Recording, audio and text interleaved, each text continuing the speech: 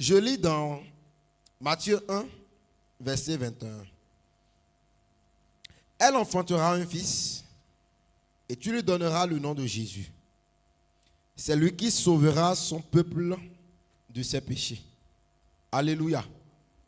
La Vierge enfantera un fils, Jésus, et c'est lui qui sauvera son peuple que nous sommes de ses péchés. Parce que le peuple de Jésus s'est trouvé dans la fosse du péché, s'est trouvé dans les bras du péché, et Jésus-Christ est venu afin de pouvoir libérer le peuple. Gloire à Jésus. Mais comment est-ce qu'il l'a fait? Parce qu'il est vrai pour nous de savoir comment Jésus est venu nous délivrer, est venu nous sauver du péché. Mais il est aussi important de connaître la manière dont il l'a fait. Oui, il nous a sauvés, mais comment est-ce qu'il l'a fait? Lorsque nous jetons un regard vers l'ancienne alliance, le livre d'Hébreux nous révèle qu'il n'y a pas de pardon des péchés sans effusion de sang. Il n'y a pas de liberté du péché sans que le sang ne coule. Pour que l'homme soit acquitté de ses fautes, le sang doit couler. Et ça a commencé depuis même le péché d'Adam et de Ève. Lorsqu'ils ont péché, il a fallu que le sang coule pour que Dieu puisse couvrir la honte de leur nudité. Et cet animal qui a été sacrifié et dont la peau a été utilisée pour couvrir la nudité des hommes n'était rien d'autre qu'un symbole qui préfigurait la venue de Christ. Et les Écritures nous disent dans le livre d'Apocalypse que l'agneau de Dieu a été prédestiné à être sacrifié avant la fondation du monde, avant que le monde ne soit fondé, que le monde ne soit créé. Mais dans Pierre, dans l'un des épîtres de Pierre, on nous dit qu'il a été immolé dès la création du monde. Alléluia. L'agneau a été prédestiné à cette œuvre avant la fondation du monde, mais il a été immolé dès la fondation du monde. Il n'a pas été immolé avant la fondation, mais il a été immolé dès, c'est-à-dire après que les hommes ont eu à commettre l'iniquité du départ. Et c'est depuis ce temps que nous voyons l'importance du sang. L'importance du sang qui devrait couler dans le salut ou la délivrance du péché. Gloire à Jésus. Ce n'est pas une chose nouvelle, c'est une chose qui existait et que Dieu a instituée ainsi. Car dans le sang se trouve la vie. La vie de tout être est dans son sang. Et si nous avons perdu notre vie par le péché, nous ne pouvons la retrouver que par l'effusion d'un sang pur et innocent. Amen. C'est pourquoi Jésus-Christ viendra comme un agneau sans tache et qui livrera sa vie. Parce que sa vie doit être donnée, son sang devrait couler. S'il mourait d'une autre manière que en versant son sang, il n'y aurait pas de salut. Parce que la vie se trouve dans son sang. Et il faut que le sang coule. Alléluia. Il faut que le sang coule pour que nous puissions parvenir au salut. Le sang de Jésus, c'est la seule chose qui nous donne la force d'être en sa présence et d'implorer sa miséricorde. Avec l'assurance que lorsque nous l'invoquons et que nous implorons sa miséricorde, il nous accueille favorablement. Ce n'est que par son sang que nous avons cette assurance-là. Alors tous les péchés, tous les actes de désobéissance dans lesquels chacun est en train de se retrouver depuis le début de ce programme peuvent être purifiés ou ne peuvent être purifiés que par le sang de Jésus. Ne peuvent être ôtés que par le sang de Jésus.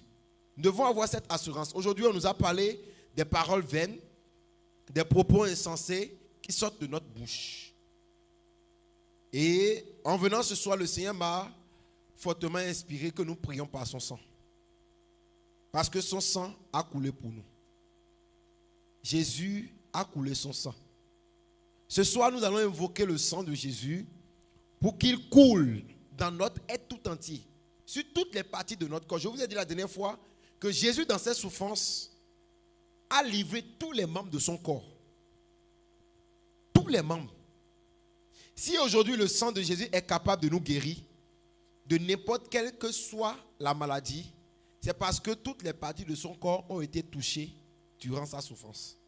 Et son sang a coulé de partout.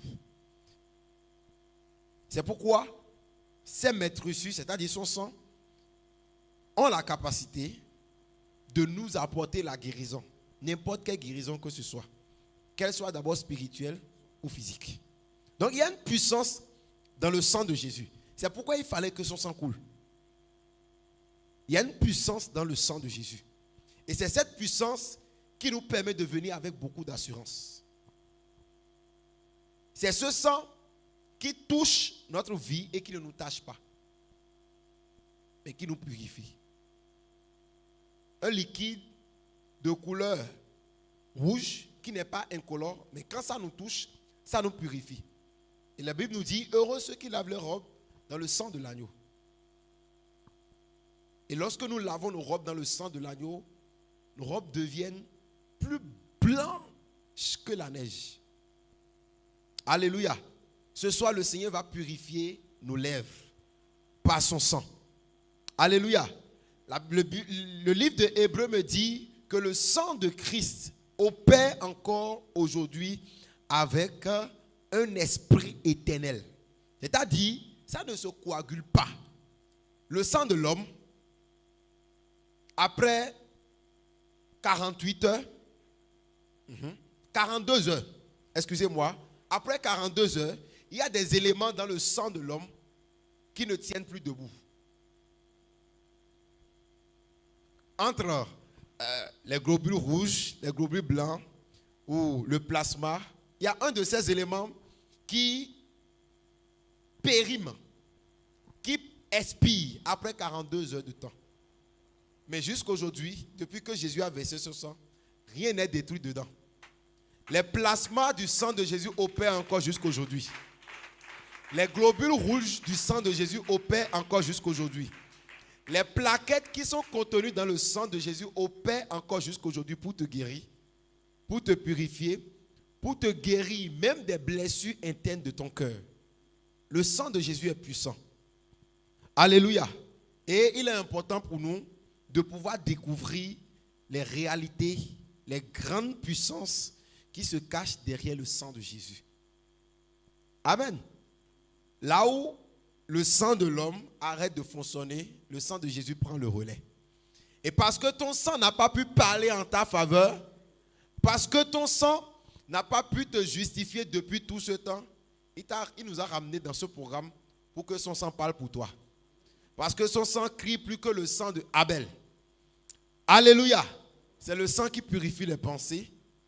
C'est le sang qui va ce soir purifier tes yeux, purifier tes lèvres, purifier tes oreilles, purifier tes mains.